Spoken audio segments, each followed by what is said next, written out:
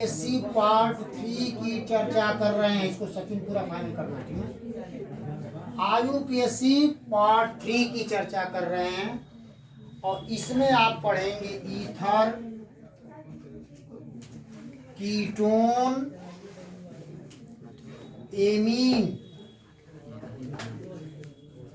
और carboxylic acid. सबके क्रियात्मक समूह, जैसे ईथर है, इसका क्रियात्मक समूह O होता है और दोनों तरफ इसके R होता है। कीटोन है RCOR, इसका क्रियात्मक समूह CO होता है, ध्यान से समझिए इसको। और एमीन होता है RNH2, इसका क्रियात्मक समूह NH2 होता है। और कार्बोक्सिलिक एसिड RCOOH, ये कार्बोक्सिलिक एसिड होता है। इतना जब आप कंफर्म कर लेंगे तो आईपीएससी नेम आपका समाप्त हो जाएगा। देखिए, ईथर है ROR, ऑक्सीजन की वैलेंसी एक इधर, एक एल्किल समूह इधर से पूरा आता है। इसमें दो एल्किल समूह है और एक एल्किल समूह यहाँ से पूरा हो रहा है, एक इधर से पूरा हो रहा है। अब हम चर्चा कर रहे हैं, आ रहा है ना? यस। ROR में ध्यान दीजिएगा कि कोई भी R किधर भी रख सकते हैं। जैसे CH3, C2H5, C3H7, C4H9, एक बार और फिर R लिख दे रहे हैं, C5H11, C6H13, यह है methyl ethyl propyl butyl pentyl. और कोई भी आप ले लीजिए, जैसे आप इधर एक R ले लिए C2H5 और इधर आपने ले लिया C4H9। अब इसका सामान्य नाम कैसे लिखेंगे तो ध्यान दीजिए, ये है एथिल, इसको लिखेंगे एथिल। और ये 4 कार्बन है तो ये कौन सा एल्किल है? ब्यूटिल। तो एथिल ब्यूटिल, और वो क्या है? ईथर। तो इसका क्या नाम हो जाएगा? दोनों तरफ एल्किल नाम लिख लेंगे, इधर एल्किल एथिल है, इधर ब्यूटिल है, तो एथिल ब्यूटिल ईथर हो जाएगा। इसी तरह से अगर एक ही एल्किल दोनों तरफ है, ध्यान दीजिएगा, इधर भी C3H7 है और इधर भी C3H7 है, तो यह 2 है, तो इसको लिखेंगे डाई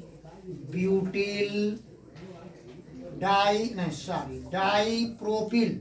ये प्रोपिल है, दोनों तरफ प्रोपिल है, C3H7 है, तो डाई प्रोपिल क्या हो जाएगा? ईथर। अगर एक ही एल्किल सब, जैसे मान लीजिए दोनों तरफ C4H9 हो, यहाँ भी C4H9 हो और इधर भी C4H9 हो, तो उसको लिखेंगे डाई ब्यूटिल ईथर। दोनों तरफ अगर पेंटिल हो तो लिखेंगे डाई पेंटिल ईथर। अगर एक तरफ पेंटिल हो और एक तरफ हेक्सिल हो तो लिखेंगे पेंटिल हेक्सिल ईथर। इस तरह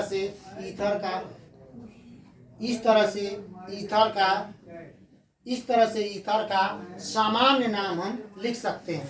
अब यहाँ ध्यान दीजिए कि ईथर का आयुपीएससी नाम कैसे लिखेंगे।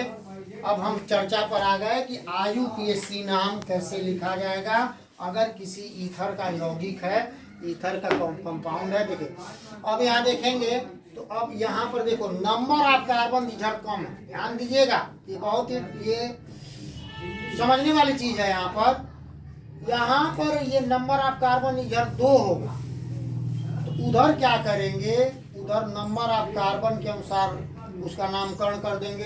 तो 2 कार्बन इधर है, इधर कम है, इधर ज्यादा है, तो इधर कम है, तो इसको लिखेंगे 2 कार्बन को एथ। क्या लिखेंगे? एथ। और एथ में ऑक्सी जोड़ देंगे, ये थोड़ा टिपिकल है। एथ में क्या जोड़ देंगे? ऑक्सी। एक तरफ ऑक्सी जोड़ देंगे और दूसरे तरफ नंबर ऑफ कार्बन के अनुसार उसका एल्केन लिख देंगे। तो 4 कार्बन का एल्केन क्या होगा? ब्यूटेन। 4 कार्बन का एल्केन क्या हो जाएगा? एक तरफ का जिधर कार्बन कम है, इधर देखो, जिधर कार्बन कम है उधर ऑक्सी जोड़ेंगे और जिधर कार्बन अधिक है उधर उसका एल्केन लिख देंगे, तो ये हो जाएगा एथॉक्सी ब्यूटेन।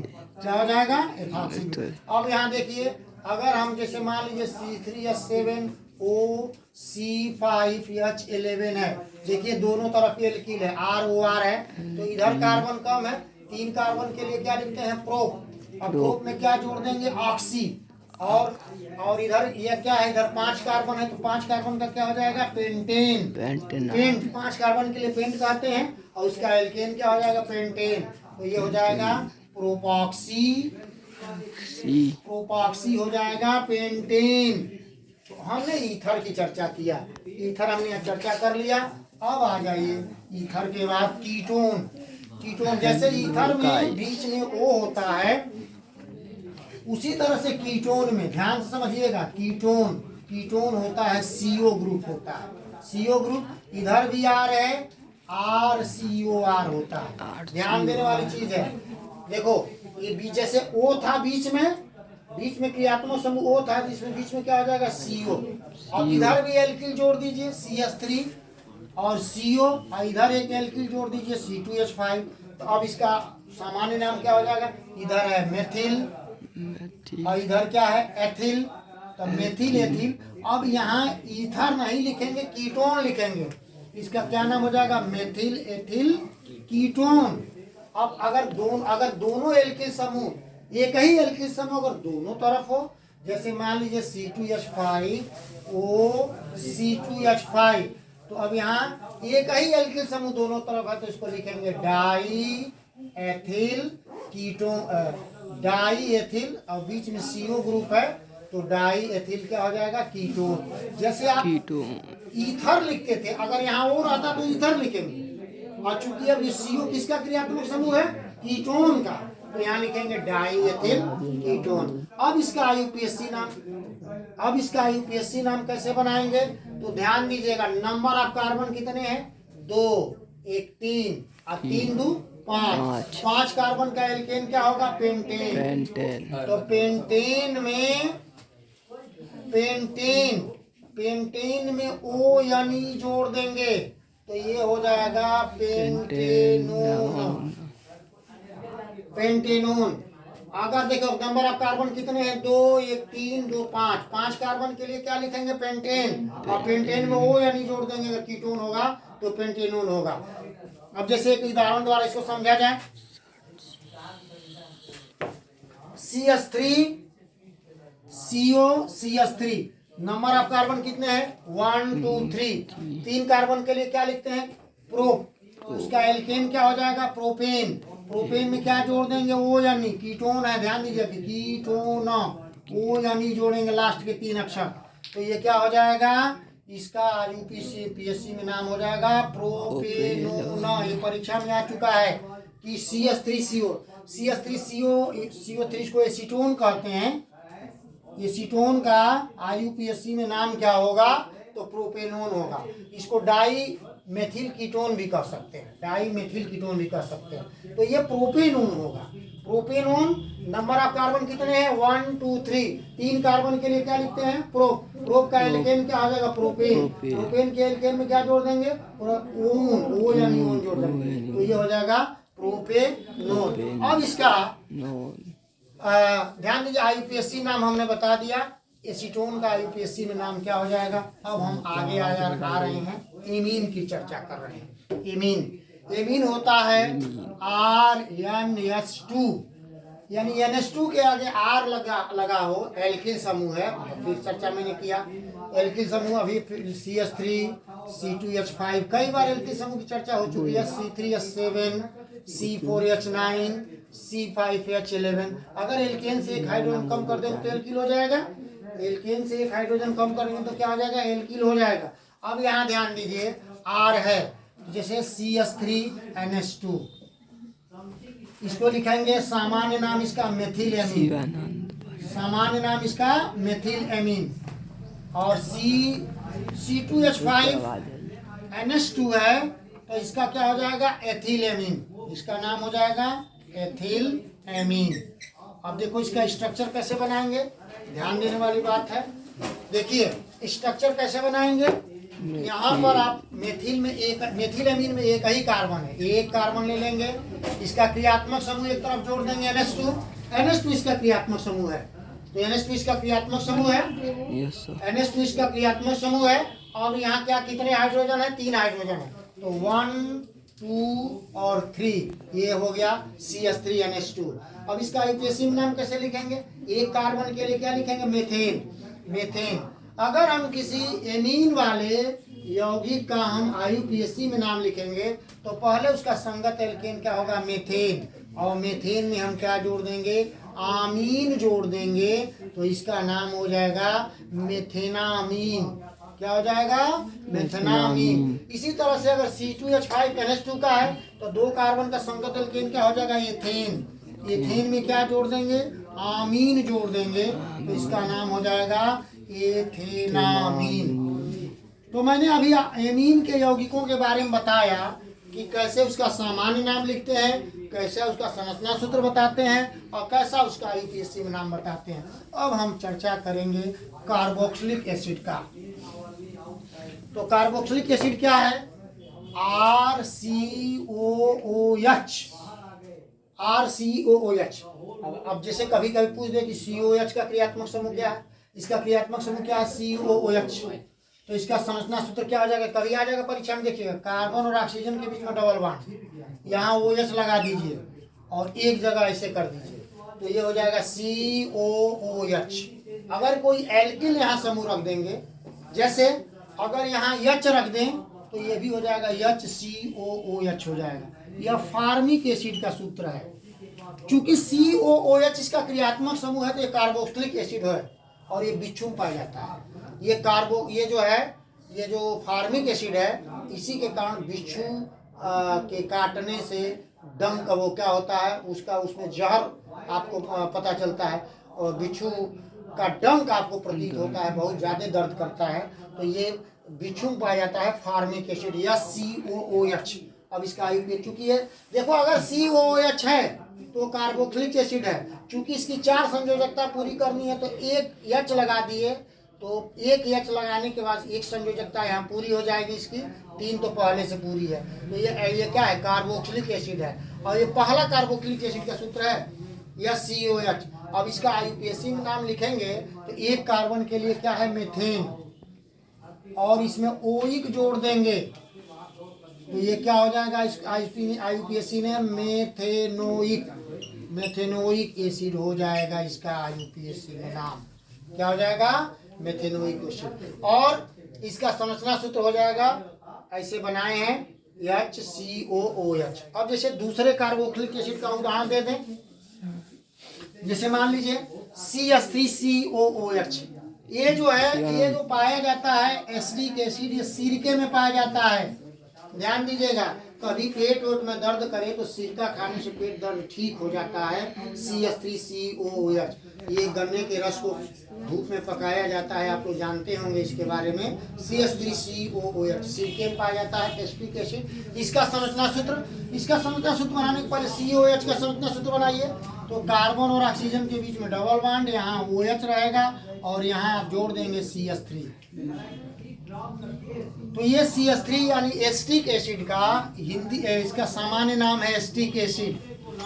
देखो एसिटिक एसिड, और इसके पहले यौगिक का नाम हमने फार्मिक एसिड बताया था या COH। अब ये एसिटिक एसिड है, इसके दूसरे यौगिक का नाम एसिटिक एसिड। अब यहाँ ध्यान दीजिएगा, एसिटिक एसिड किसमें पाया जाता है, सिरके में पाया जाता है। किसमें पाया जाता है, सिरके में। तो कभी कभी पूछा जा सकता है कि सिरके का रासायनिक नाम क्या है। एक क्वेश्चन कभी आया है, किसी परीक्षा में भी आया है, सिरके का रासायनिक नाम क्या है, तो सिरके का रासायनिक नाम एसिटिक एसिड है।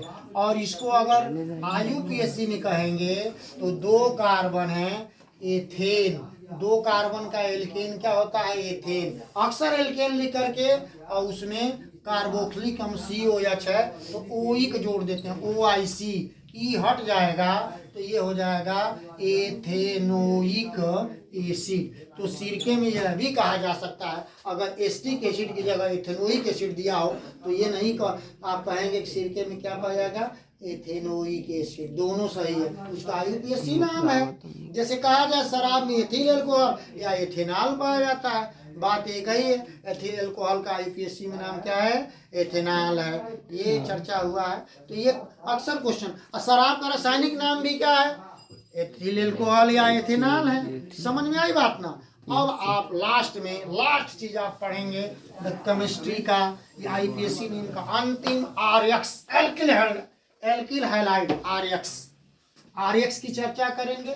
एल्किल में एक कोई भी आ सकता है, CH3 C2H5, C3H7 भी आ सकता है, C4H9 भी आ सकता है, C5H11 आ सकता है। और हैलाइड समूह यक्स को हैलाइड से प्रवेश करते हैं। हैलाइड यक्स है, इसमें क्लोरीन, ब्रोमीन, आयोडीन और फ्लोरीन, कोई भी आप 4 रख देंगे तो ये क्या हो जाएगा।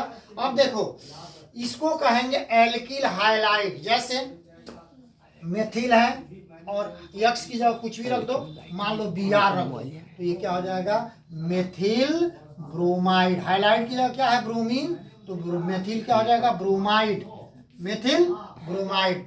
अब इसका IUPAC में क्या नाम हो जाएगा, ब्रोमो और एक कार्बन है तो इसको लिखेंगे ब्रोमोमेथेन। एक कार्बन का एल्केन क्या होगा, ब्रोमोमेथेन। अब जैसे C2H5 और F है तो F से क्या है, फ्लोरीन, तो इसका सामान्य नाम क्या हो जाएगा, एथिल फ्लोराइड। और इसको क्या लिखेंगे,